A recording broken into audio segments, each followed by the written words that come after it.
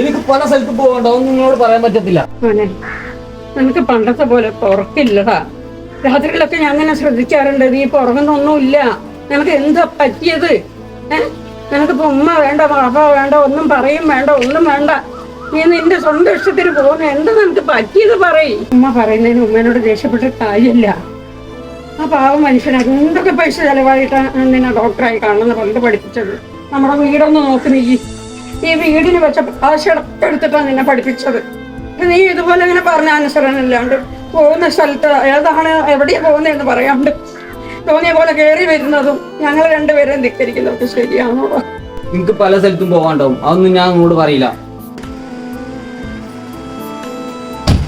ഇപ്പൊ എന്താ സാധനം മോന്റെ ഫീസിന് കിട്ടിയാണല്ലോ. ഇപ്പൊ എന്താ ലോണ് ചോദിച്ചോട്ടെ, എന്താ പ്രശ്നം? നമ്മുടെ മോന്റെ പോക്ക് ശരിയല്ല. കുറെ ദിവസമായി ശ്രദ്ധിക്കുന്നു.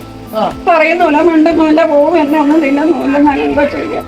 ഉമ്മ പറഞ്ഞ എന്താച്ചാലേ ഇന്നത്തെ ചക്കന്മാർ മുഴുവൻ കഞ്ചാവിന്റെ അടിച്ചാണ്, കഞ്ചാവ് ലഹരി മരുന്നിന്റെ അടിച്ചാണ്. ഉമ്മ അതാ വാപ്പ തിരിച്ചെടുത്ത കാലഘട്ടത്തിൽ ഇത് നന്നാൻ വേണ്ടി ഞങ്ങൾ ഇതിങ്ങനെ പറഞ്ഞത്. ഇതിപ്പോ എന്താ ഇതെന്താ സാധനം? ഇതെന്റെ റൂമിൽ നിന്ന് കിട്ടിയതാണ്. ഇതെന്താ സാധനം? ഇത് നിങ്ങളെ കയ്യിലേക്ക് കുറെ നേരം ഞാൻ തരണേ. എന്നെ ഉപദേശിക്കാൻ നിങ്ങളായിട്ടില്ല. എവിടെ ചങ്ങായി അന്നെ എത്ര നേരം വിളിക്കണേ? ഒരുപാട് നേരം വെയിറ്റ് ചെയ്യാൻ തുടങ്ങിയിട്ട് ഇത് എവിടെ? എന്നെ കണ്ടില്ലല്ലോ.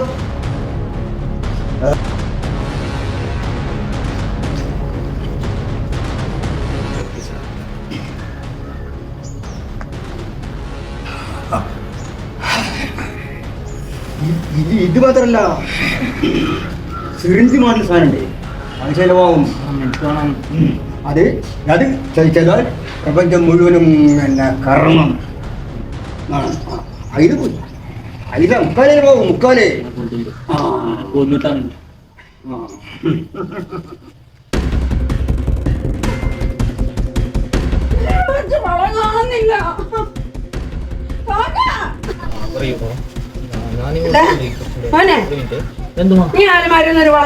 എനിക്കറിയത്തില്ല, ഞാനൊന്നും എടുത്തിട്ടില്ല. ബോക്സിലാക്കി എന്റെ ഉള്ളിൽ വെച്ചതാ, ഞാൻ കണ്ടിട്ടില്ല. വാപ്പ ഞാൻ എടുത്തു കാണും. ബാപ്പനോട് ഞാൻ ചോദിച്ചതാ, ബാപ്പ എടുത്തിട്ടില്ല. ബാപ്പ എനിക്കറിയത്തില്ല.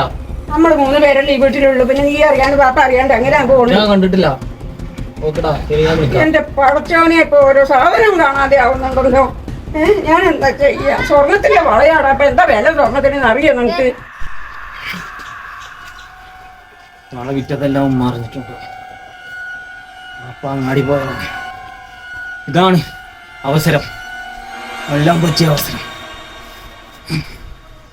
ഉമ്മാനെ കൊല്ലാൻ പറ്റിയ അവസരം.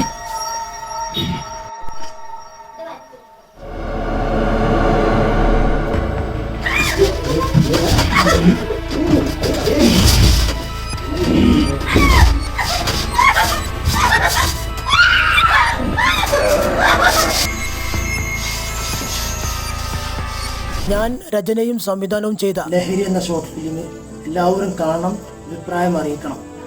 നമ്മളെ മക്കളെ നമ്മൾ ശ്രദ്ധിച്ചില്ലെങ്കിൽ ഓരോ രക്ഷിതാവിനും വരുന്ന ഗതി ഇത് തന്നെയാണ്.